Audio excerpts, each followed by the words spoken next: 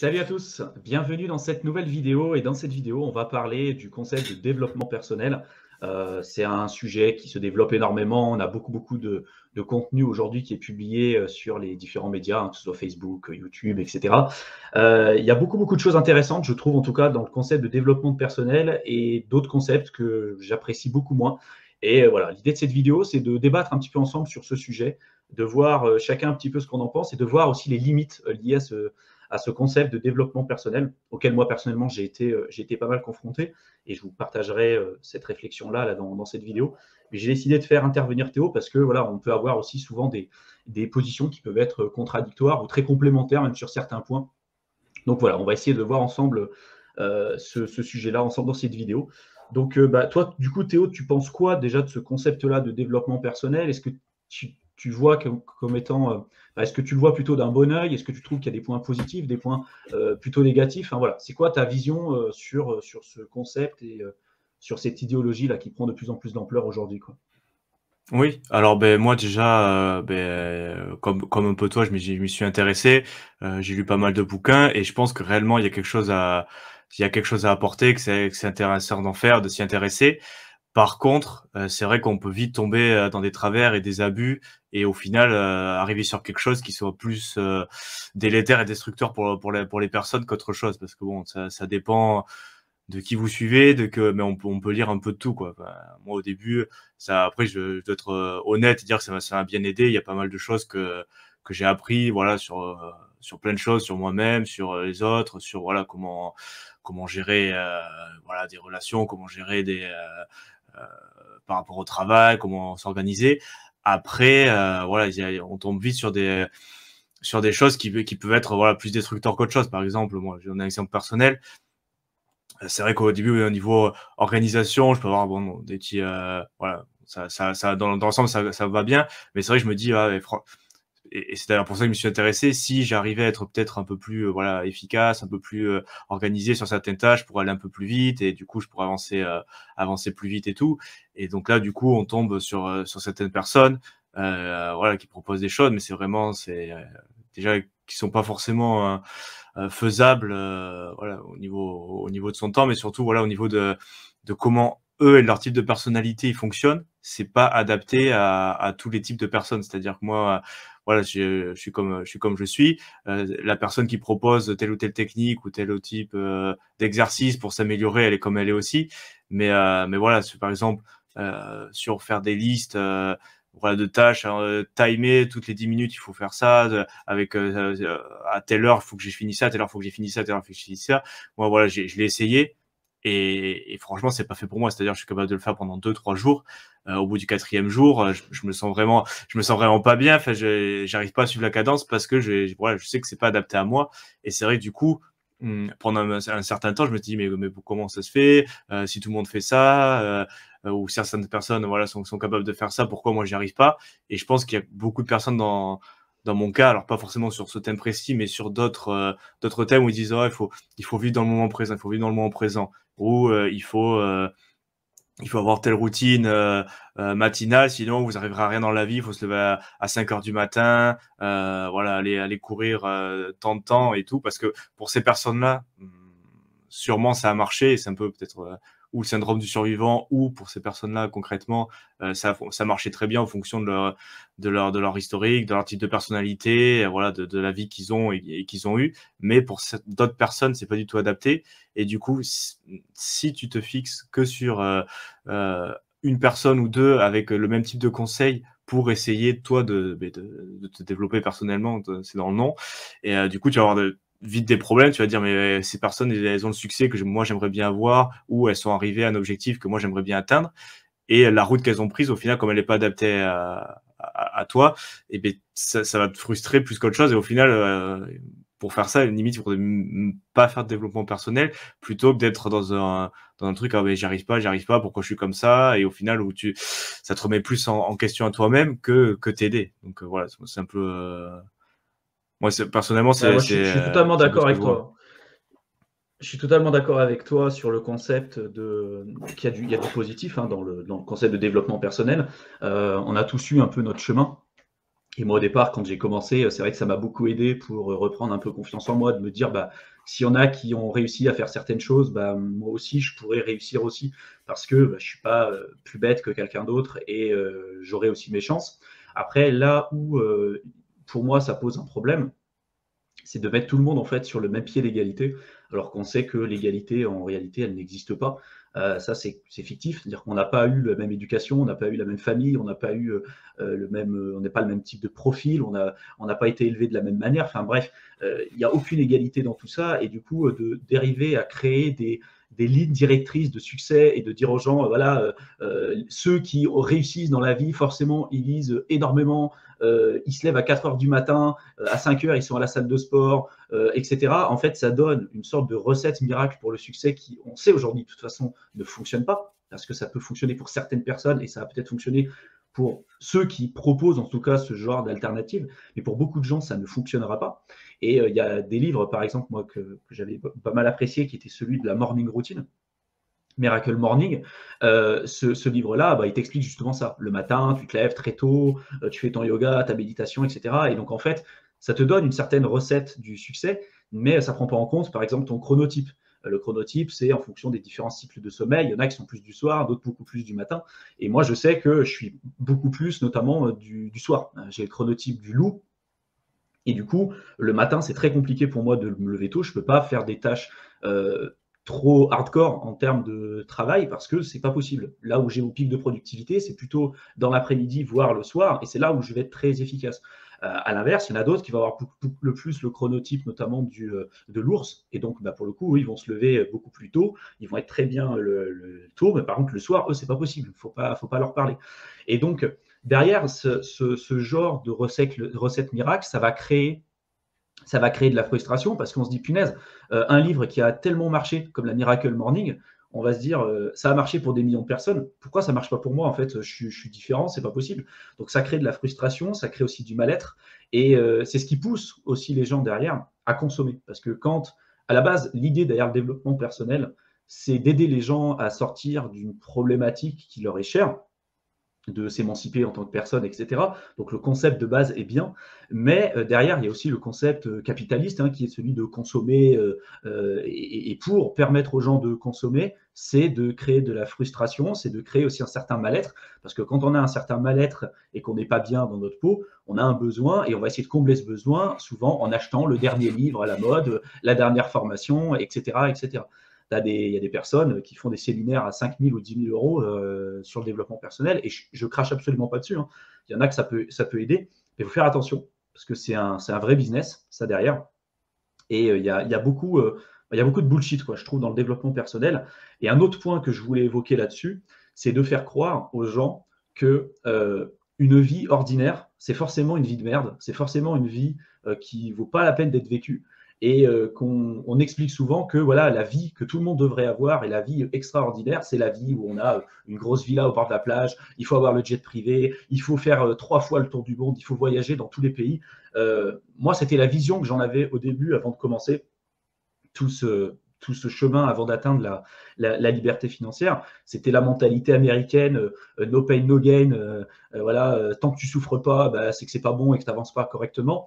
Et j'avais cette idée en tête que voilà, la vie ordinaire, c'était pas forcément intéressant. Et du coup, ça te fait culpabiliser. C'est-à-dire que toi, même si tu es bien dans ta vie, tu as ton petit job salarié qui te convient très bien, tu es très bien dans ta famille, tu es très bien avec tes enfants, en regardant ce genre de vidéos et ce genre de contenu, on va te dire, bah non, tu peux pas être heureux dans une vie comme ça. Tu peux pas être heureux dans une vie ordinaire avec un job salarié, avec une petite femme, petits-enfants, et puis, je sais pas, un petit chien et ta petite voiture. Non, toi, ce qu'il te faut, c'est la grosse maison, le jet, etc. Et du coup, ça crée de la frustration et ça te fait culpabiliser, ouais, d'avoir envie en fait de vivre cette vie ordinaire et qui est pour moi une vie aussi très très bien.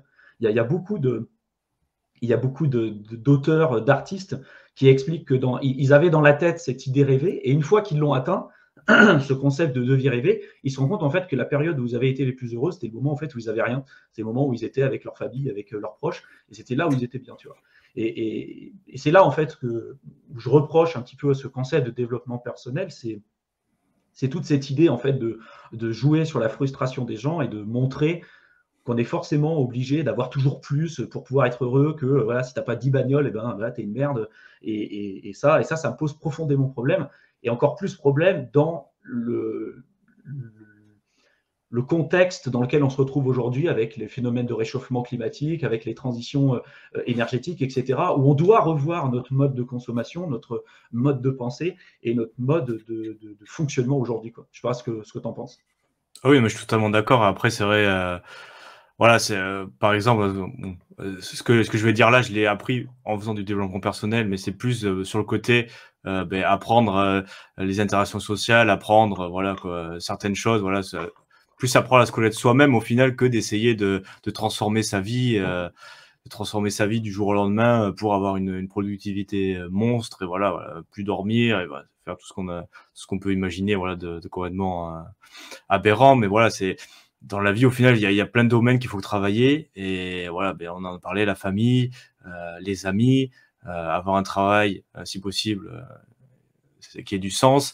Voilà, il y a plusieurs domaines qu'il faut travailler et surtout voilà ce qui compte, c'est d'avoir des relations de qualité, alors pas forcément avec beaucoup de personnes, mais voilà, il faut avoir travaillé ces différents domaines de vie et avoir voilà, des relations de qualité. Et ça, au final, ça va jouer beaucoup plus sur la qualité de votre vie que d'avoir énormément d'argent et voilà, et d'être tout seul dans une super villa, mais bon, d'avoir coupé les ponts avec tout le monde, être exécrable et ne pas avoir d'amis. Du coup, d'après, voilà, il y a plein d'études, de méta-analyses, voilà, de plein de gens qui s'intéressent au sujet et scientifiquement, ça a été prouvé que vraiment le bonheur et avoir une vie qui a du sens et qui nous convient au final, c'est plus basé voilà sur ces différents domaines de vie, avoir des interactions de qualité, avoir du sens dans sa vie, voilà, dans tous les domaines, plutôt que voilà de se dire il faut que je me conforme à un type de personnalité, à un type de style de vie, de lifestyle.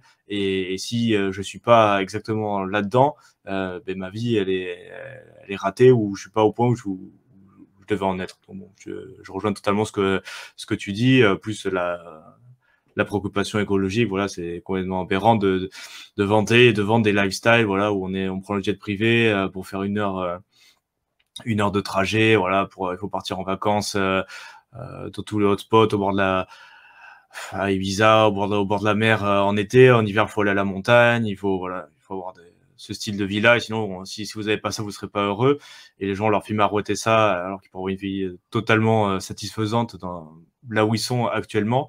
Et donc, vraiment, c'est ce côté-là, voilà, pousser la conformation, comme tu l'as dit, créer un malaise, se sentir mal. Et du coup, voilà, se dire si j'ai ça je serai heureux, et une fois que tu l'as dire c'est bien, t'as tes objectifs mais maintenant il faut passer à l'étape d'au-dessus, et au final tu es toujours en train de courir après quelque chose que tu t'en as même peut-être pas besoin. Il y a certaines personnes qui en ont vraiment besoin, mais je pense que la grande majorité d'entre nous on n'a pas besoin d'avoir tous ces objectifs. Et donc du coup c'est plus voilà, s'intéresser au développement personnel, mais pour apprendre à se connaître mieux soi-même et améliorer des petites choses, mais voilà, en se disant qu'il n'y a pas de recette miracle et voilà que tout le monde est différent. Et donc, du coup c'est vrai que c'est un message qui est un peu plus compliqué peut-être à entendre et faire passer, et qui est moins vendeur, c'est de se dire il n'y a pas de voilà, il y a pas de recette miracle et tout va dépendre de votre situation personnelle, de comment vous avez été élevé, de comment vous voyez les choses, de là où vous êtes géographiquement. Il y a aussi la génétique qui rentre en jeu, parce qu'il faut savoir voilà que les états voilà, être heureux, il y a la majorité de votre état naturel, voilà, comment vous vous sentez au quotidien, mais il y a aussi une grosse part de génétique, c'était prouvé aussi scientifiquement. Et donc du coup voilà, c'est pour ça que chaque personne est unique dans ce sens-là, et il faut tester, mais voilà, surtout voilà, pas se mettre la pression parce que on a vu une personne ou un livre ou voilà qui vont dans la même direction, et de se dire que si vous voulez réussir dans la vie, il faudra absolument faire ça, alors que c'est pas du tout vrai, quoi. Voilà, je suis tout à fait d'accord avec toi. Et en plus, moi, ce qui me gêne un peu dans ce concept de développement personnel, c'est le mot personnel. C'est-à-dire qu'aujourd'hui, on sait que l'être humain existe parce qu'il est en collectivité, on est un être social, on vit avec les autres. Et dans le concept de développement personnel, c'est on oublie les autres souvent et on pense à nous. Alors, il y a aussi un fond de vérité, c'est-à-dire on a besoin de savoir qui on est, comment on fonctionne pour prendre des bons choix dans notre vie. Mais derrière, dans le contexte de de développement personnel où on pense que à nous, ça a mené aussi dans des situations dans lesquelles on peut se retrouver aujourd'hui, où chacun reste dans ce qui est important pour lui et pense pas forcément aux générations futures et puis à l'impact qu'il peut avoir sur les autres. Et ça peut créer tout un tas de problèmes aussi. Donc, faut faire attention à ça et bien comprendre que ça reste un outil, le développement personnel, tout comme l'investissement, tout comme tout un tas de choses. Et ces outils, vous pouvez les utiliser ou pas, et vous pouvez voir comment vous souhaitez les implémenter dans votre vie. Moi, c'est vraiment comme ça que je le vois. C'est-à-dire que je déteste les recettes miracles qui vont dire, voilà, il faut que vous fassiez ça, ça, ça, ça, ça, et vous allez obtenir tel ou tel résultat. Ou vous allez voir quelqu'un qui va avoir un résultat fulgurant, par exemple, vous allez demander comment il a fait, et puis vous allez pouvoir suivre exactement les mêmes traces que lui, vous n'allez pas du tout obtenir les mêmes résultats parce que il a pu le faire, parce qu'il avait peut-être une certaine mentalité, il a pu faire réfléchir d'une certaine manière, et puis voilà, ça a fonctionné pour lui, mais c'est absolument pas le cas pour la majorité des gens qui vont suivre ce chemin-là. Quand on regarde des interviews de Mark Zuckerberg et puis des fondateurs de Google, et quand on leur demande voilà, comment ils ont fait pour créer ce genre de boîte, bah derrière, ils vont dire voilà, nous, on se levait tôt, on travaillait 19 heures par jour, voilà, no pain, no gain. C'est vraiment cette mentalité. Et oui, ils ont créé quelque chose d'extraordinaire, mais il y a aussi une part de chance incroyable. C'est-à-dire que Google, je ne sais plus combienième de moteur de recherche c'était. C'était juste complètement fou. Et si on prend rien que Facebook, par exemple, s'il n'avait pas, Mark Zuckerberg n'avait pas rencontré, je ne sais plus comment il s'appelle, mais le fondateur de Napster à un moment donné, ça aurait pas fonctionné. Et donc, il y a une part de chance, quelque chose qui ne peut pas être reproductible. Et c'est le cas dans les réussites, dans le cas où on a des réussites qui sont juste incroyables. C'est-à-dire qu'on prend ces cas isolés comme étant une généralité. Alors que, en réalité, c'est absolument pas le cas, et que la moyenne des gens, sur comme ça en statistique, hein, il y a des écarts-types, et là, on se retrouve sur des écarts-types qui sont extrêmement importants par rapport à la moyenne, et on considère que ça, c'est une généralité, et que ce que ces gens ont fait, si on le fait, on obtiendra le même genre de résultat. Bon, c'est absolument pas le cas. Et je pense que tout le monde n'a pas vocation à créer le prochain Facebook, à créer une multinationale. Et il n'y a absolument aucun mal aujourd'hui à se sentir bien dans son job salarié. Il n'y a aucun mal à se sentir bien dans une vie où, au final, une vie simple, une vie où on met, par exemple, je sais pas, la famille, les amis, les expériences au premier plan, et pas tout ce qui est lié au côté matériel, le côté un petit peu extravagant de se dire je dois faire 3 fois ou 4 fois le tour du monde, etc. Il faut vraiment se prendre du recul, se poser, de savoir ce que nous, on a envie de faire vraiment à titre personnel, et d'avoir un esprit critique sur tout ce que la société aimerait qu'on fasse.